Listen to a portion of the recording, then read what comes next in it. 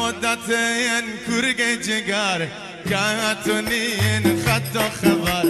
خیلی دلام شور زدنه خدا بخیر بکن گذر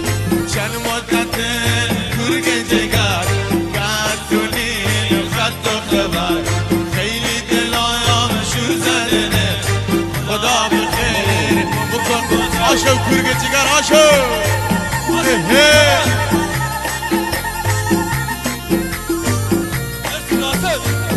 آشو سنگین